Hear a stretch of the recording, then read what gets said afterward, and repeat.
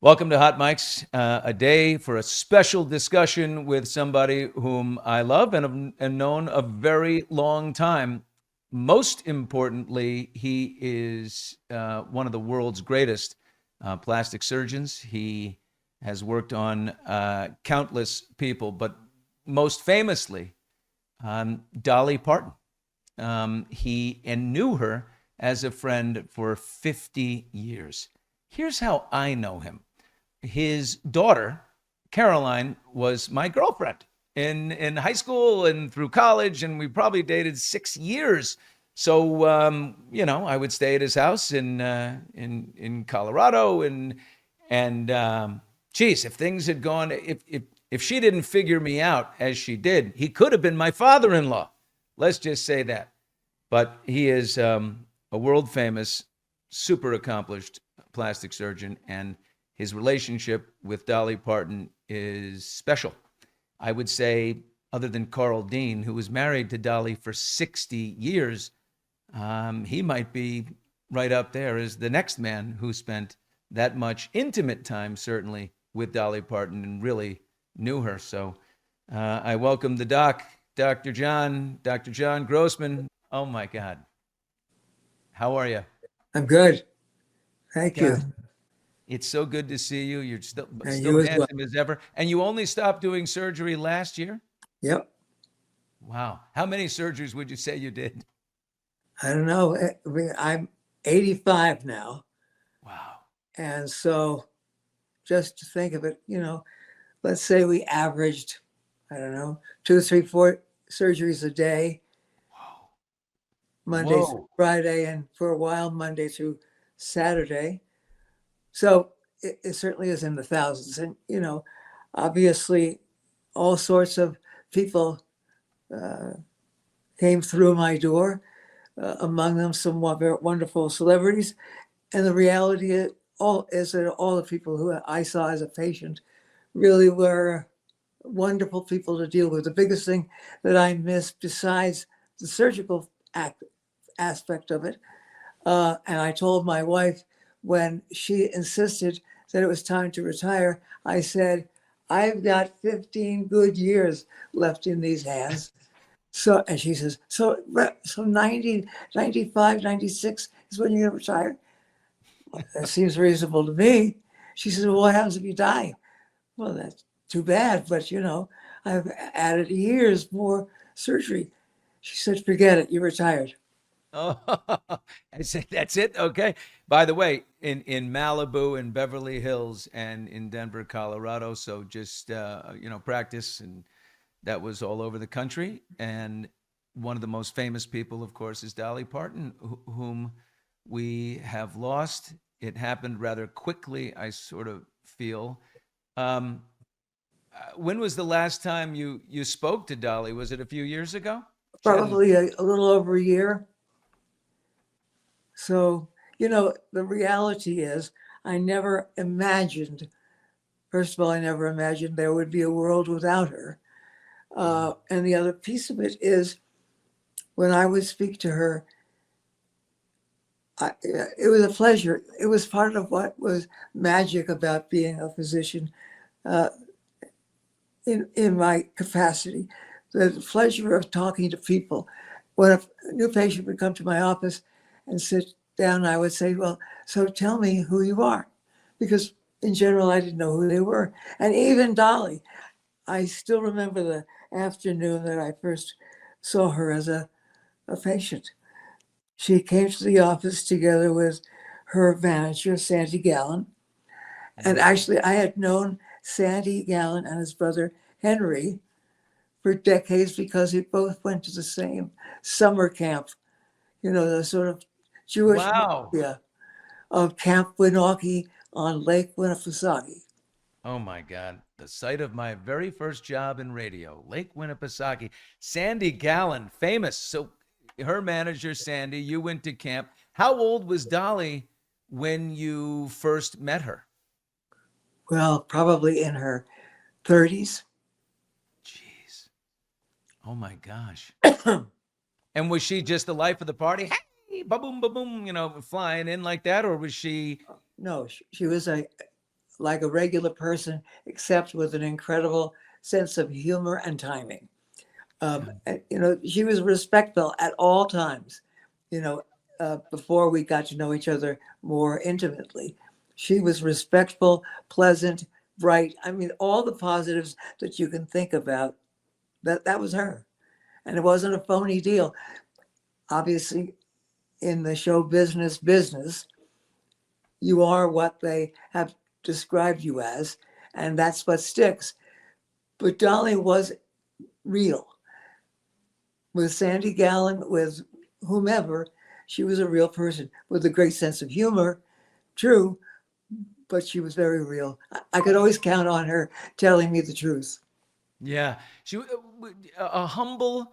There's a thing in life. You go a lot further with self-effacing humor. Dolly was always, the butt of her own joke.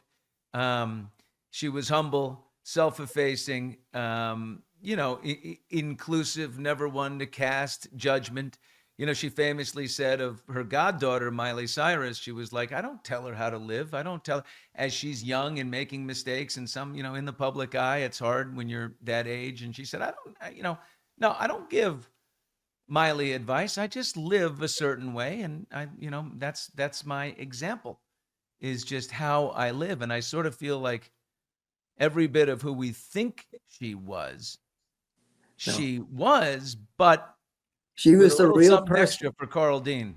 Yeah, I mean, that is, and obviously she always spoke kindly of Carl but never really intimately, although occasionally she said, we, meaning she and Carl and my wife, we should travel on my bus to Vegas. I'm going to cook everything up for you. And she would, first of all, when I would go up to her house, sometimes after surgery, her house in Beverly Hills, um, she was in her usual beautiful night robe and high heeled slippers, if you can believe, dagger slippers. And she said, now, Carl's had his coffee. Let me make you a cup of coffee. You came on here so early this morning. And it's like, Mom, I don't need all that stuff. Yeah, but you've been up early. So coffee for me. Hospitable, good Oh, Southern hospitality and charm. yeah. I mean, and none of it put on for me or anybody else. Was she intensely private? I mean, I feel like this, no, I feel like this diagnosis of hers, which we still don't know the exact details, but I feel like the illness sort of came on fairly quickly. And she shared what she could share, but she didn't lay it all out there. No. Again, you have to respect her for that. While there may be people who are going through the files at Cedar Sinai or someplace else, that my files of her I have locked away, as I have with most of the celebrity patients that I've had, because their business, it was briefly my business, and it's no longer mine or anybody else's. And unless somebody says, Dr. Grossman operated on my pimple, uh, I'm not going to tell them. It's not their business. It's not their business. No, we're and but you got, whenever there was a procedure or whatever you were doing, but did she ever make you laugh? I mean, she was probably knocked out, so you'd have to put her under anesthesia. No, But I would think it would be hard to operate on somebody who was so damn funny. and was moving around. No, but obviously there were periods before surgery when we were talking, and periods after and between. I mean, a couple of years would go by and we'd do another procedure at some later date. But at all times, it was private. There was a public piece of it. Remember, she wrote a book back in 1995, which, and I must tell you, the kind of person she was. She made a special appointment to see me in the office. I had no idea what she was going to say, or was it embarrassing? And she says, I've got to talk to you privately. Okay. So privately, we sat there and she said, I want your permission to use your name in my book that I'm writing about the procedures that we've done as doctor and patient. No celebrity in my past or whatever ever asked permission. They thought they were doing me a favor. Right. Dolly felt as if I would be violating it, our confidentiality, if she didn't ask for permission, and she did. Wow. Well, the work was excellent, and she wanted the world to know who did it. Yeah, but there's even before the work was excellent, she wasn't looking to get away with anything, and she wanted to be on the up and up and so on. Such a rarity again in a wonderful human being. Not just you and me and the people who knew her most will miss her. I think tragically the world will miss her. There wasn't a better person. You know, I'm talking to Dr. John Grossman, who's a world famous plastic surgeon, but he worked with Dolly for years, since her 30s, and so just about 50 years, and very close friendship developed. And he and I getting together here, we've known each other for a very long time. And if you scroll back to the beginning, if you missed that part, but I, I wonder, with the personality that she had, Doc, did you ever disagree with her? Did you ever have to say, now, Dolly, we're not going to do that? Or no, no, no, this is, no. She would voice opinions, but they never felt like opinions or suggestions. There was just a conversation. She never said, I think you should do this with your right hand and no shoes. She never suggested a method of surgery for me. And people who are smart and intense and so on often feel as if they need to volunteer information to their physicians. The reality is that if you asked her, she'd say, wait a minute, I went to him as the expert. Why would I be telling him how to do it? Yeah. You know what I thought what hit me about the pain of losing Dolly Parton is, I feel like many of us feel like too many things in the world are moving too quickly and maybe in the wrong direction. And whether it's AI or whether it's war or whatever you feel, technology, too much, too fast, too much lack of human touch, that maybe things aren't heading in a direction for the positive. Dolly is a great sort of reminder, a great symbol of what is good and beautiful, coming from nothing in America, a 6-year-old kid with a guitar singing in her granddaddy's church, and you know building herself up to the great Dolly Parton, selling 160 million albums, the biggest female country artist of all time. And just her story and what she gave to people with the sense of humor and her warmth and her kindness. Never a cross word. I mean, that kind of person, you feel like, yeesh, whatever precipice we're heading towards, it just moved a little closer, right? Without Dolly Parton. I don't know. We've lost that leveling, truth-telling, truth-seeking individual who had an immense talent. Again, you never felt as if she was displaying her talent in front of you to impress you. She was who she was, and she's the kind of person who did openly tell Elvis, "Sorry, the deal's off. My work is my work." Wow. What would you say? What would you say is it just a gift or a contribution of Dolly's, or maybe like a memory that you have with her that you'll never let go of? Well, among them is her devotion to Carl. That is, always spoke of him with respect. There were people who would start the conversation of, why doesn't your husband come along with you here, there, everywhere?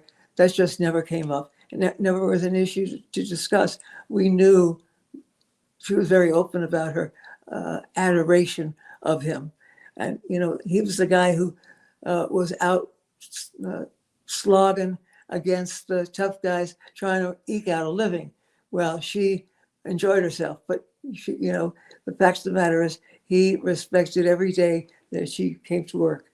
I mean, there aren't enough perfections in the English language to describe this woman, and people have said, and they're absolutely right, it almost takes on a holiness of its own.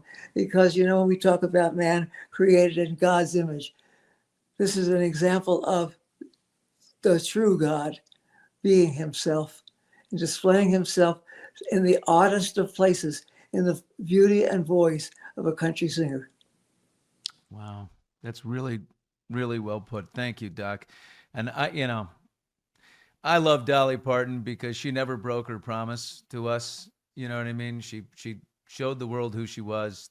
She told us this is me, and she wasn't, she didn't, fall apart and have 17 marriages and, big in and out of rehabs and all these different things. She she delivered on the promise. She was a pleasure not only to look at, but to listen to. There was a time since Caroline and I were, or as her father, His daughter. were, yes, my daughter Caroline, Billy was a permanent fixture because they dated all through boarding school at St. George's, all through college, and so on. And one weekend, some sort of party weekend at the beach, my father and Billy were talking, and my father said, "Now, Billy, remember, when you and Caroline get married, you're going to change your last name to Grossman, right?" He said, I remember that. I said, "Oh, yeah, Grandpa, of course." I remember we were sitting around a table and there was a big spread of like bagels and lox, and there was every option you could have. I said, I'm in heaven over here.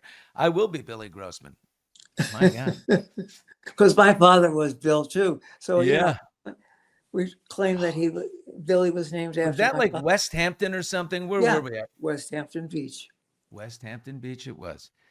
Dr. John Grossman, our guest today, very close friend of Dolly Parton, and worked with her intimately, as you might imagine, as her plastic surgeon, but more importantly, great friend. And Doc, I can't thank you enough for It's my these pleasure, Billy. these memories, and I love you very much. You're as Love you handsome as too. ever. Well, it's a pleasure for me and an honor to speak openly about Dolly because there just wasn't anybody like her. They really did take the mold away when they created her. Let that be the last word. Thanks, Yeah. folks. Hit subscribe. Bye bye. Bye.